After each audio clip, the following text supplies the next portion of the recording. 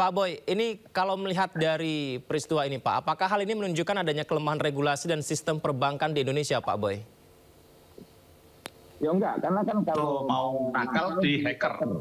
Di hacker bisa ya Pak? Kalau ini kan konvensional, pakai orang dalam untuk mengutulisasi. Ini kan orang dalam diajak nakal kan, maunya kan gitu. Kalau melihat, diajak nakal, tapi kemudian tidak mau, malah ini kan bisa aja tidak maunya ini udah lama, seminggu atau 2 minggu. Jadi diambil itu dalam rangka dihilangkan supaya tidak membuka jejak, tidak membongkar. Ya, gitu. Atau kedua ya diajak tapi karena tidak mau, terus kemudian ya dihilangkannya awalnya. Kan ada jeda waktu untuk mengurungkan atau membetulkan. Kalau teori hukumnya kan gitu. Ada jeda waktu untuk membatalkan atau tidak jadi. Nah itu kan istilah niat perencanaan itu di situ. Ketika atau batal karena kehendak sendiri itu beda. Karena kehendak lain kan beda. Jadi itu masih saya berharap akan saya datang ke Polda membuka semua opsi. Jangan langsung ditutup begitu. Karena nanti masyarakat juga akan menilai apakah logis gitu. Apakah layak misalnya ini seperti rekrutmen random aja. Dicari-cari kartu nama. Kok rasanya kok betul belum bisa kami terima. Karena seminggu sebelumnya almarhum ini kelihatan gelisah, tidak parkir mobil di rumah, terus merokok, padahal nggak pernah merokok gitu. Nah, terus ada orang nyari ke rumahnya yang di Bogor, juga mencari di kantornya gitu. termasuk juga pengakuan dari penasihat hukum salah satu pelaku yang bilang bahwa dia tidak mengenal sama sekali tapi diajak untuk menculik, itu juga berarti perlu didalami Pak mengenai kebenarannya. Ya itu tadi kalau kita pasal 340 itu kan dikenakan 5 turut serta atau bersama-sama atau membantu atau memberikan jalan. Itu kan rangka itulah ya memang bisa jadi tidak kenal. Yang kenal misalnya yang menyasar misalnya bosnya atau aktor intelektualnya kan gitu. Jadi ya itu kan makanya ini kejahatan terorganisir. Perlakuannya harus khusus, nggak bisa dianggap sepotong-sepotong. Karena saya yakin seyakin-yakinnya seperti plan B itu ya dihilangkan berhasil pun, apalagi gagal ya mestinya lebih dihilangkan karena supaya karena mereka dan dugaannya mereka juga sudah pernah membobol di bank lain, itu sudah ditangani oleh Bareskrim di tindak pidana ekonomi khusus dan saya akan apakah ada irisannya, ada pelaku yang terkait itu gitu. Nah, kalau terkait berarti kan sudah pernah melakukan pembobolan juga gitu. Apakah itu cukup random, cukup rekening dorman, jangan-jangan rekening besar yang disasar bukan hanya dorman.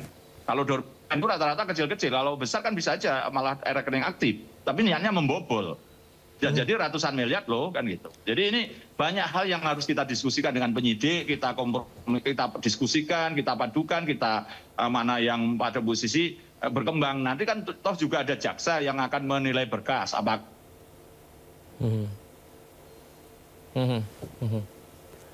Baik. Baik, kita terputus Pak Boy. Ya. Ya, baik. Pak Boy. Saya lanjut bertanya lagi ya Pak Boy. Begini Pak Boy, ini kalau bicara soal rekening dorman yang menjadi motif yang disampaikan dari pihak kepolisian dalam konferensi pers tadi Pak. Ini apakah Pak Boyamin tahu Pak, sebenarnya terkait uang yang diambil itu dari rekening dorman berasal dari mana Pak? Maksudnya prosesnya itu seperti apa gitu Pak? Prosedurnya ini dari awal dari mana gitu?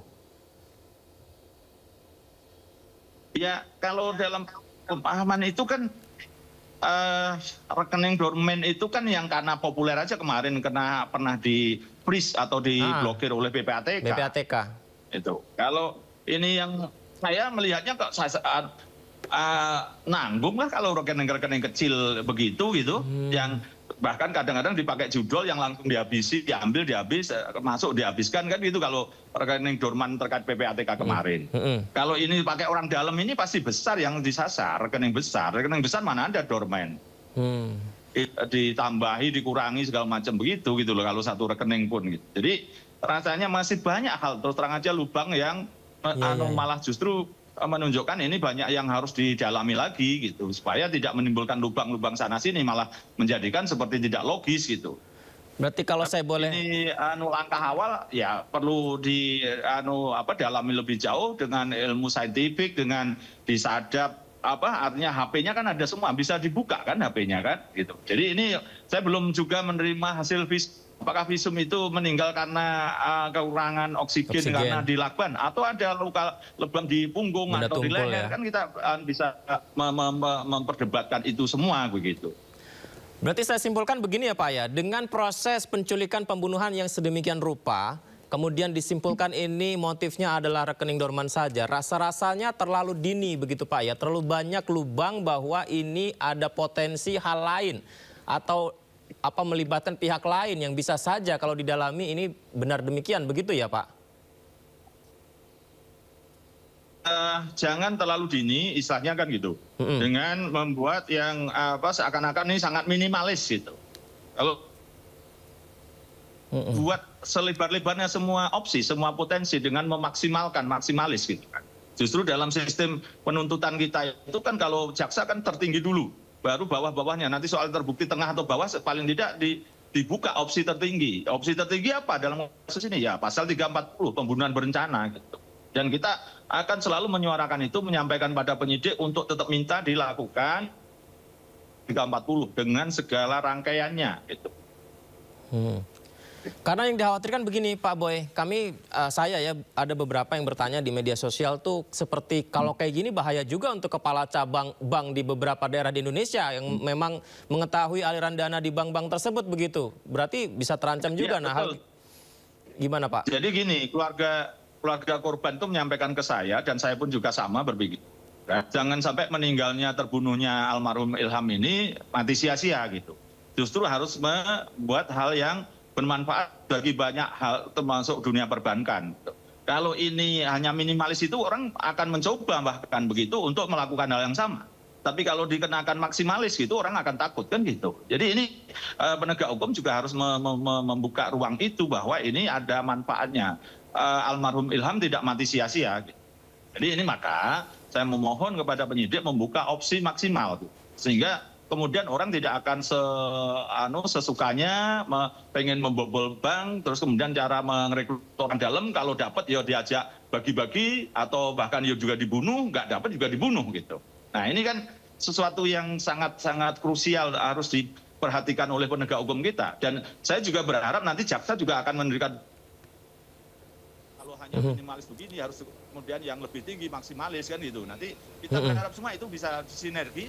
Dan kita tidak perlu debat di ruang publik misalnya begitu.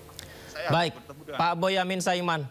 Pak Boyamin, terima kasih banyak ya Pak sudah berbagi bersama kami meskipun terkadang sinyal kita putus-putus, tapi setidaknya kami mendapatkan insight yang sangat baik dari Pak Boyamin mengenai kasus ini Pak. Nanti semoga saja ini bisa kita terus gali terus Pak, informasinya kita update terus, terutama nanti juga berdialog lagi dengan Pak Boyamin, penasihat hukum keluarga Ilham Pradipta, Boyamin Saiman. Terima kasih Pak, selamat malam, assalamualaikum. Malam.